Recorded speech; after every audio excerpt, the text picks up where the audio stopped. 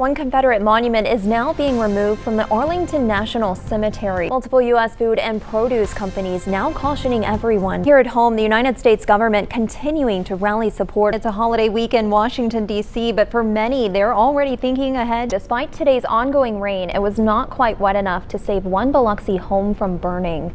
This is video of the smoke pouring from the home around 2 this afternoon. I spoke to homeowner Noelia Ramirez just moments ago. Happy holidays and Merry Christmas Eve if you celebrate. Thank you for being here with us. I'm Amber.spradley. It was one rainy day here on the coast, but it could get worse before it clears out. We're starting off with meteorologist Eric Johnson for the latest. Tonight, one person is dead following a multiple vehicle crash on Highway 49. Following almost 3 months of airstrikes on Gaza, the White House is now passing an additional military aid package. The Powerball jackpot is now at $760 million. It's the year's final drawing. It's Saturday evening, February 3rd. I'm Amber.spradley. New this evening, a Wiggins man is dead after a shooting around 8 o'clock this morning. Let's check in with meteorologist Taylor Graham for the latest. Great news for foodies and fans of the Food Network. A show called The Great Food Truck Race is filming in Biloxi. Hosted by Tyler Florence, food truck teams will compete for a $50,000 prize. Luckily, everyone is okay right now after a vehicle crashes into a restaurant open for dinner. This is video of the scene just moments ago at Edgewater Village. Police say only the 2 drivers are facing minor injuries. El Saltillo employees telling us on scene it was rush hour for the business when the car busted through the building. Another round of airstrikes overnight in the Middle East, this time a joint mission. Still ahead, the St. Stanislaus football team has a new head coach. Today would have been Rosa Parks' 111th birthday. A woman from Atlanta who was on that bus. When remembering Annie Devine, her loved ones say she was known to be soft-spoken and humble. We're back, and on the final stretch of the days left in 2023, Ocean Springs was covered with beads from all angles. It's beginning to look a lot like Christmas at airports across the nation. Andres Fuentes joins us live. With Valentine's Day right around the corner, we're testing out a product. People plan big trips for the first time since the COVID pandemic. Happy Father's Day. We are learning right now that it is your birthday. It is, yeah, it is. I didn't know that. Let's send it over to meteorologist Taylor Graham for a look at our forecast. 26 people dead, dozens injured, and parts of our state now in recovery mode. 60 million people from Colorado to Florida are facing severe weather. Let's take a look.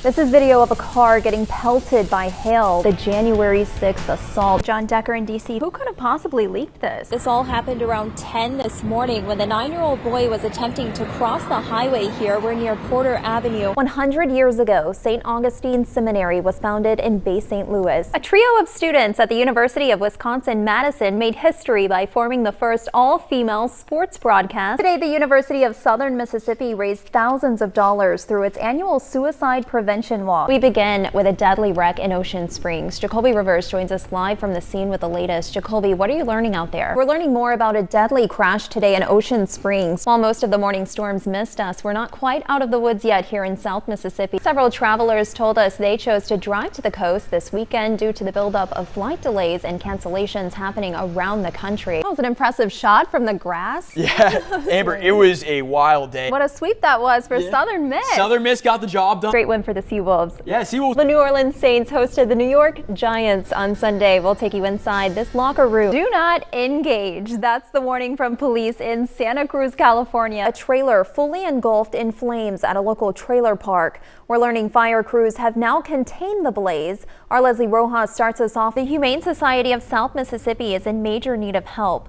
The agency taking to Facebook saying it's overwhelmed with rescues at the moment, receiving 128 animals in 2 weeks alone. Instead of packing up last night at closing, workers were instead trying to make comfortable spaces for those rescues. The effort to bring Amtrak passenger service back to South Mississippi is moving forward. A special ceremony is taking over Ingalls Shipyard this morning. Jasmine Lotz joins us live from Ingalls with the details. We're taking a closer look at where they came from and what they've been through. Dozens of Kemp's Ridley sea turtles are being nursed back to health, all both critically endangered and critically ill. A WLOX exclusive, a Gaucher woman's story. To Wilda Marshall, her children came first, putting them through school before she ever took the chance. To a WLOX exclusive, tonight a story of hope and recovery out of Bay St. Louis following a mass shooting at a prom after party just 2 weeks ago. This bond formed during one of the most traumatic moments. Thousands of people packed the downtown streets of Ocean Springs for the first day of the Peter Anderson Arts and Crafts Crafts Festival. That's Peter Anderson's daughter, Marjorie Ashley. One Gulfport resident is making strides in education and her Gulf Coast community proud. We didn't really have any sort of prep. Jessica Shelley finds herself on the Forbes 2024 30 Under 30 list. The annual holiday gift show bringing hundreds of vendors together. Ron Myers is celebrating 40 years of Christmas City at the Coast Coliseum, revealing an all-new historical marker on the ground. One significant part of Gulfport's past is now permanently etched. Dazzling under the sky in Gulfport tonight, the Mississippi Aquarium went all out for its annual fundraiser.